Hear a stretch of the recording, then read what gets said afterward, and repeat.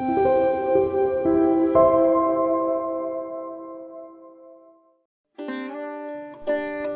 Shri Sai Ram. Shri Shirdi Sai Baba Jivitacharita Parayanam, Chapter 28.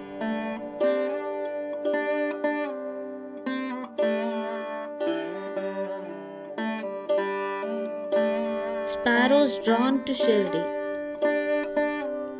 Lakshmi Chand, Barhampur Lady, and Megha. Preliminary. Sai is not finite or limited. He dwells in all beings from ants and insects to the god Brahma. He pervades all. Sai was well versed in the knowledge of the Vedas, as well as in the science of self-realization. He was proficient in both these. He was well fitted to be Sadguru. Anyone, though learned but not able to awaken the disciples and establish them in self-realization, does not deserve to be called a Sadguru. Generally, the worldly parents give birth to the body, but death invariably follows life. But Sadguru does away with both life and death, and so he is more kind and merciful than anybody. Sai Baba often said that let his man, means devotee, be at any distance, 1,000 kos away from him, he will be drawn to Shirdi like a sparrow with a thread tied to its feet. This chapter describes the stories of 3 such sparrows. Lala Lakshmi Chand. The gentleman was first serving in the Sri Venkateshwara Press in Mumbai, then in the railway department, and afterwards in the firm of the Mrs. Raleigh Brothers and Co. as a munshi, means clerk. He came in Baba's contact in 1910. 1 or 2 months before Christmas, he saw in his dream a Santa Cruz, an old man with a beard, standing surrounded by his bhaktas. A few days later, he went to the house of his friend, Mr. Dattatreya Manjunatha Bijur, to hear the Kirtan by Dasaganu. It was always the practice of Dasaganu to keep Baba's picture in front of the audience while doing the Kirtan. Lakshmi Chand was surprised to see that the features of the old man he saw in his dream tallied exactly with those in the picture, and thus he came to the conclusion that the old man he saw in his dream was Sai Baba himself. The sight of this picture, Dasaganu's Kirtan, and the life of the Saint Tukaram on which Dasaganu discoursed, all these things made a deep impression on his mind, and he decided to go to Shirdi. It is always the experience of the bhaktas that God always helps them in their search for Sadguru and other spiritual endeavors. The very night, a friend named Shankar Rao knocked at his door and asked him whether he would accompany him to Shirdi. His joy knew no bounds, and he at once decided to go to Shirdi. He borrowed ₹15 from his cousin, and after making due preparations left for Shirdi. In the train, he decided his friend Shankarrao did some bhajan and inquired about Sai Baba with some fellow passengers, 4 Mahamadans, who were returning to their place near Shirdi. They all told them that Sai Baba was a great saint living in Shirdi for many years. When they reached Kopargaon, he wanted to buy some good gawas as an offering to Baba. But he was so wrapped in the scenery and sights there that he forgot to purchase them. When they were nearing Shirdi, he was reminded of the gawas. Just then he saw an old man with a gawa basket on her head and running after the Tonga. The Tonga was stopped and he gladly purchased some fruits. The woman said that, "Take all the rest and offer them on my behalf to Baba." The fact that he had intended to purchase gawas but had forgotten to do so, the old woman's encounter and her devotion to Baba, all these were a pleasant surprise to both the friends, and Lakshmi Chand thought in his mind that the old woman might be some relation of the Shirdi man he saw in his dream. Then they drove on and came near Shirdi, and on seeing flags on the masjid, they saluted them with puja materials in hand. They went to the masjid and worshipped Baba with the due ritual. Lakshmi Chand was much moved and was extremely happy to see Sai Baba. He wrapped himself around with Baba's feet as a bee with a sweet smelling lotus. Then Baba spoke as follows: "Cunning fellow, he does bhajan on the way and enquiries from others. Why ask others? Everything we should see with our own eyes. Where is the necessity to question others?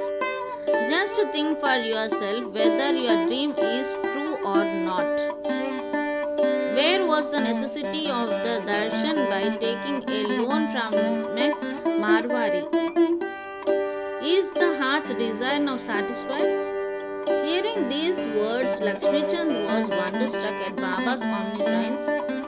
He was at a loss to know how Baba came to know about all the things that had happened and wrote from his house to Shirdi.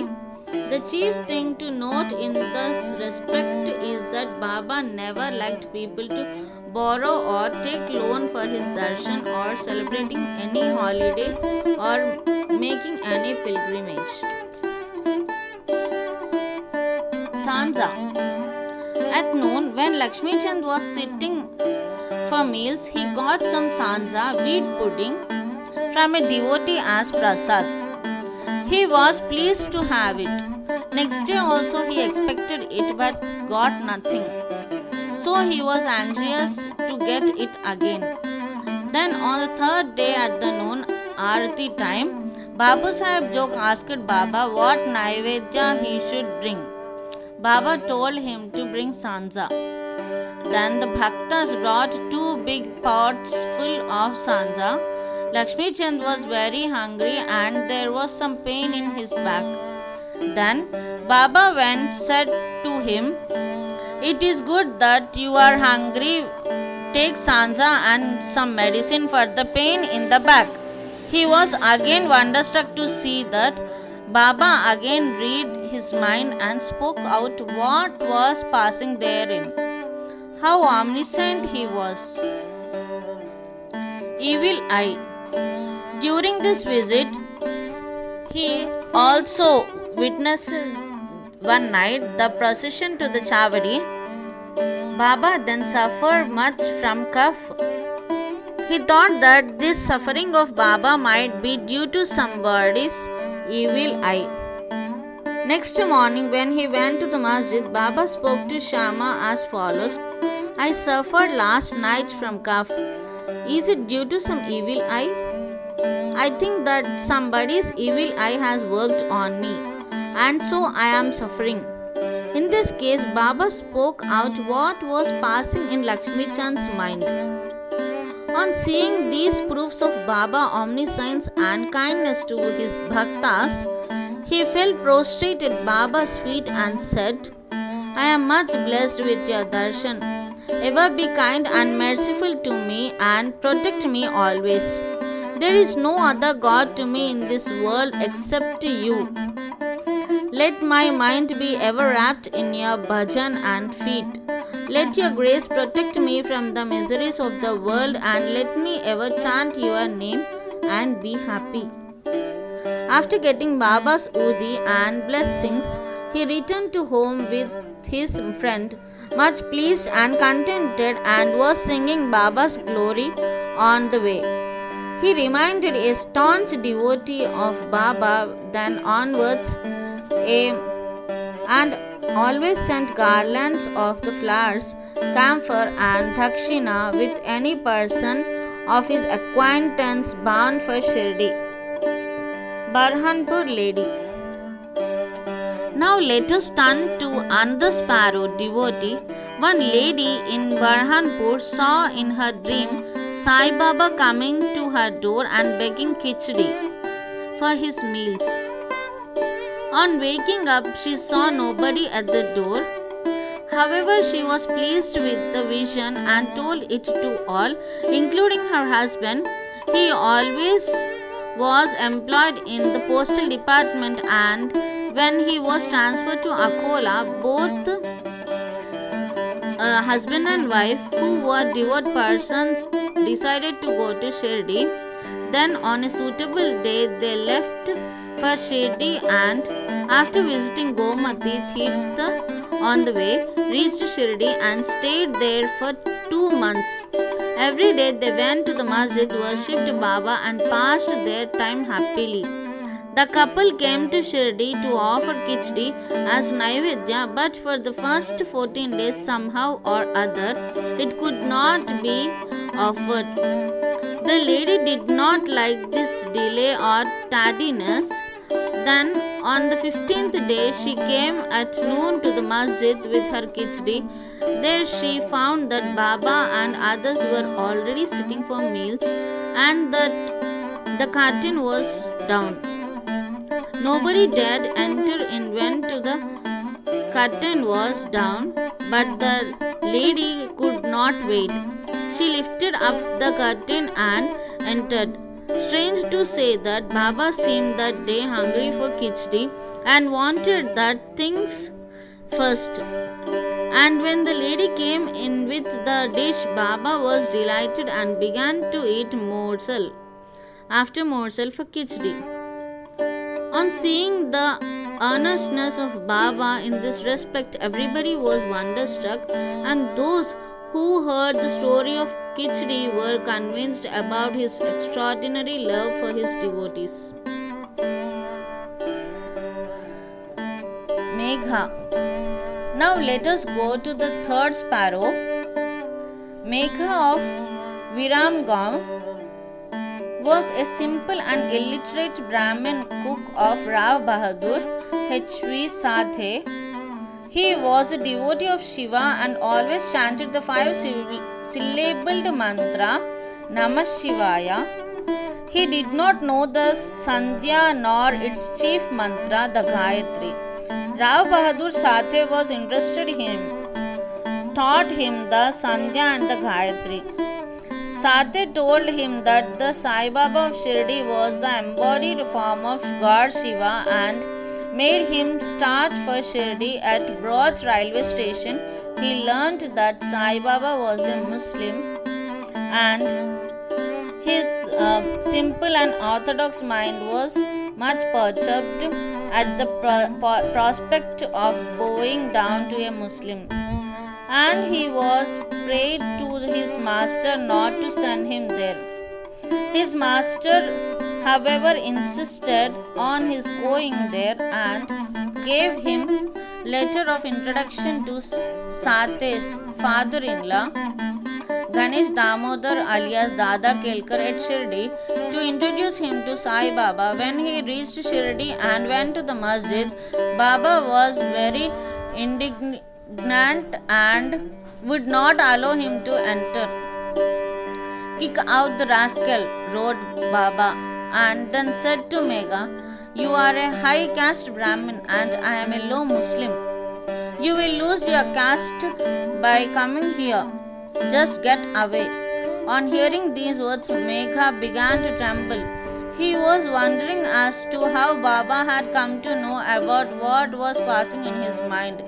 He stayed there for some days serving Baba in his own way but was not convinced. Then he went home and then to Triambak, Nasik district, and stayed there for a year and a half. Then again he returned to Shirdi. This time at the intercession of Dada Kelkar, he was allowed to enter the masjid and stay in Shirdi. Sai Baba's help to Megha was not through any oral instruction. He worked upon Megha internally, with the result that he was considerably changed and benefited. Then Megha began to look upon Sai Baba as an incarnation of Shiva. In order to worship Shiva, bell leaves are required, and Megha used to go miles and miles every day to bring them and worship his Shiva, means Baba. His practice was to worship all the deities in all the village and then come to the masjid, and after saluting Baba, he worshipped Baba, and after doing some service, shampooing his legs, drank the washing teeth of the Baba's feet. Once it so happened that he came to the masjid without worshipping Khandoba. As the door of the temple was closed, Baba did not accept his worship and sent him back again, saying that the door was open. Then Megha went, found the door open, worshipped the deity, and then returned to Baba as usual. Ganges bath. On one Makar Sankranti day, Megha wanted to smear the body of Baba with sandal paste and bath him with the Ganges water. Baba was first unwilling to undergo this, but at his repeated request, he consented. Megha had to traverse a distance of 8 kos to bring the sacred water from the Godavari river. He brought the water, made all the preparations for the bath at noon, and asked Baba to ready for the same. Then Baba again asked him to be spared from this bath, and saying that as a fakir he had nothing to do with Ganges water, but Megha did not listen to him. He knew that Shiva is pleased with Abhishek. On that auspicious day, Baba then consented, came down and sat on a wooden board, and projecting his head said, "O Megha, do at least this favor. Head is the most important organ of the body, so pour the water over that only. It is equivalent to the whole bath." "All right," said Megha, and lifting the water, the put up began to pour it on the head, but in the doing this, he was so much overwhelmed with love that he cried out, "Har Har Gange! Hail Goddess Ganga!"